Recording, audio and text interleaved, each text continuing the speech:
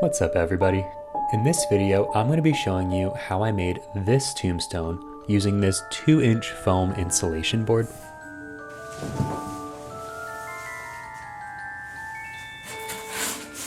But before I get started, I do have to admit that when I first started recording this video, I forgot to put the microphone cover on my mic, so the sound is a little spooky. But I promise I did fix this mistake, and it is at this timestamp where the audio is much cleaner. So my apologies for that. Let's get into the video. So I have the unprinted side of the foam here, and what I'm going to do is I'm just going to trace out kind of generically the sizes that I'm going to need for all of my tombstones. I'm going to be tracing just a few other lines as well, just because I'm using this for a different project in addition to the tombstones. So I kind of came up with a guideline of how I'm going to trace all of this, and then I can just use this so I really don't have to think about it and consider it. This is a natural angle, right? If you're wondering why I'm doing this on the floor, well, I am too, actually.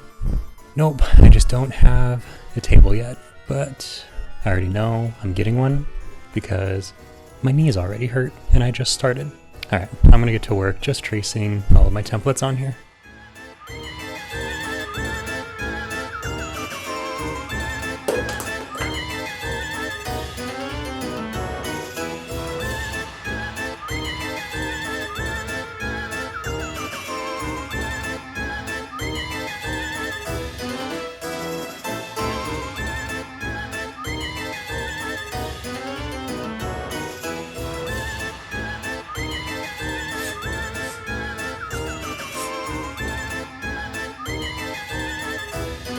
Ooh, my camera keeps wanting to focus on the Pennywise poster. That's creepy. You'll float too. It's funny because It by Stephen King is actually one of my favorite books. And now I'm up here.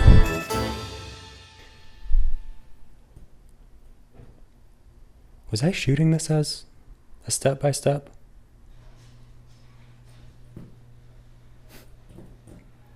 Don't remember.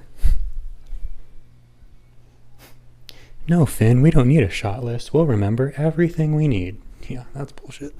And to cut the foam, I'm going to be using my jigsaw here with a smooth blade that's used for cutting wood, or just like any fine tooth saw would probably work as well. Honestly, probably don't need to be using a jigsaw, but I just got it and I want to play with it. So that's what I'm going to use.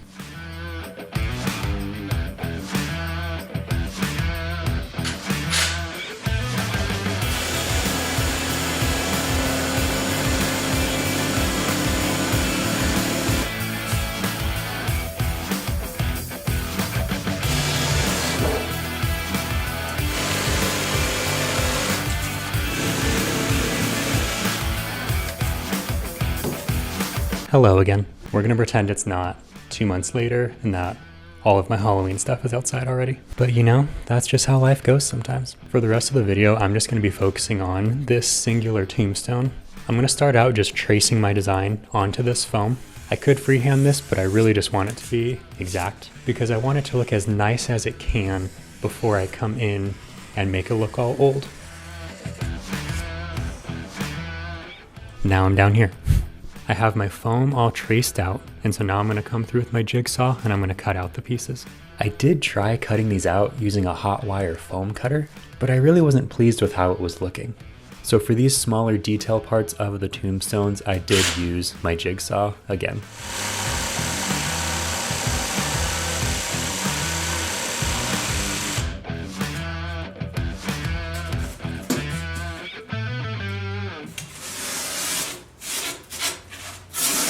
And now I'm sitting down. Every time I change how I'm posed in the shot, I'm going to describe it to the camera, because why not? So I have my tombstone cut out. I went ahead and I printed some stencils, and I'm going to put these on. And essentially I'm going to do like when you carve a pumpkin, how you just poke the pattern into the pumpkin. Well, I'm going to do that to the foam for all of these letters.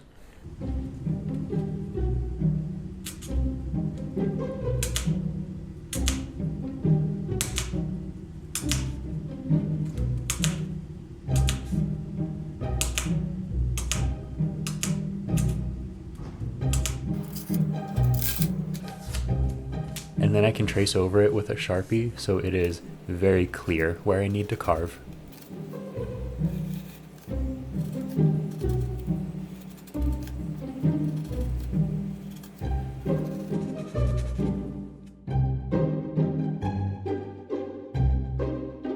Now that I have my letters traced out, I'm going to come back with my Dremel that has a very fine bit attached to it, and I'm going to carve out each individual letter.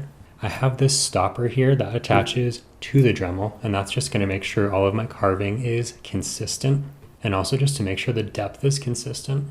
And then I also have my headlamp here, and this is just going to help me see a little bit better as I'm carving.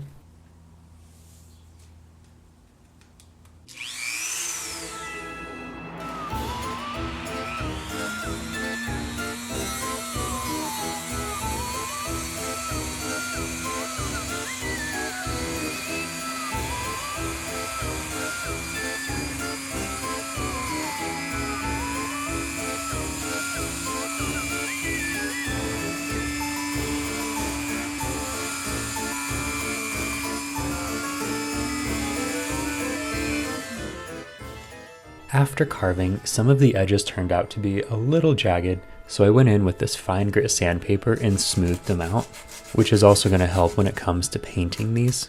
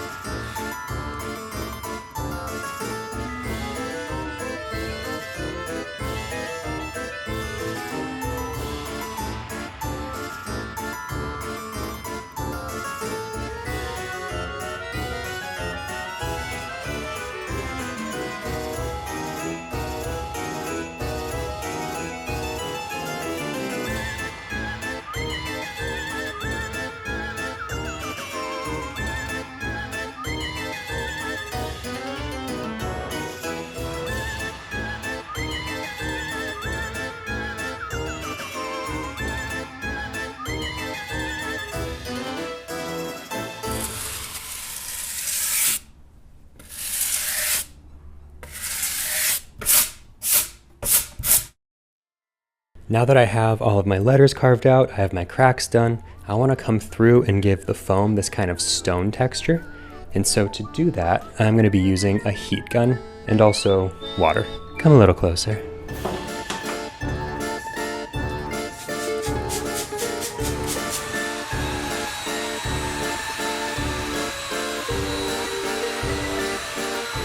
So I wanted to make sure to keep the heat gun away from all of the letters that I carved out. When the heat gets applied, it kind of makes the foam edges curl up, and I didn't want it to ruin the letters that I carved out.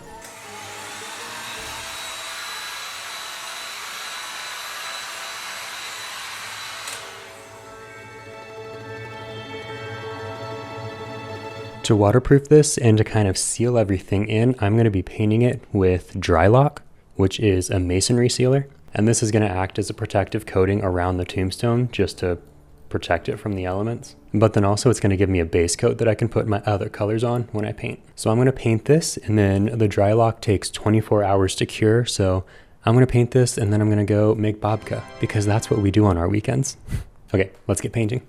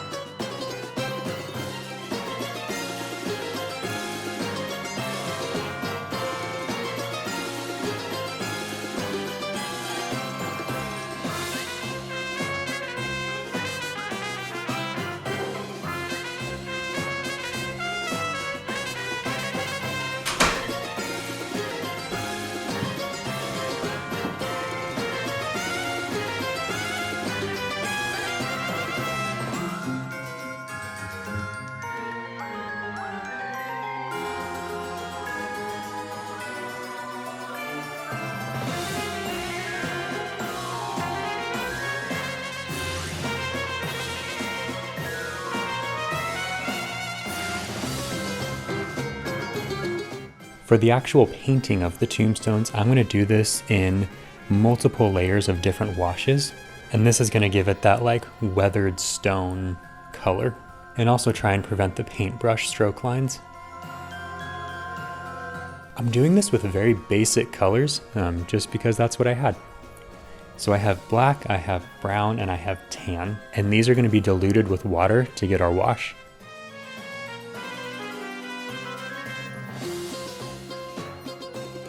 And now we just go on layer by layer and do this wash. After each wash, I would tilt the tombstone upward, and that would kind of let the wash bleed down the tombstone and give it this really cool texture. There is absolutely no wrong or right way to do this. It's just gonna be how it looks at the end. But just look how cool this looks when you tilt it up.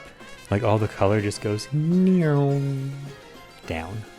And if you don't like the look, you can just keep adding more layers of paint. I deliberately let the wash go into the letters just because I wanted that to almost characterize like the dirt, the grime, and the buildup that would accumulate. And for some of the areas where too much wash came in, I went in with a paper towel and just blotted it off. Painting these is definitely one of those trust the process moments, because it really does not look right until the very end. So I was gonna do like a flip around to reveal, and then I just realized I haven't painted the backside yet. Okay, and here we have the finished front.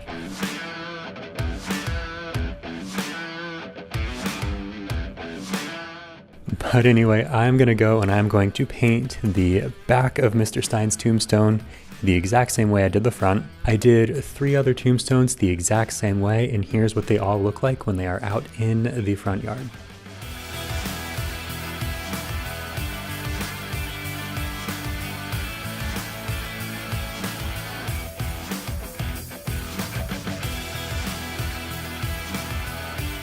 But that'll be it for me. If you made it to this far in the video, thank you so much for watching, and I will see you in the next video. Happy Halloween!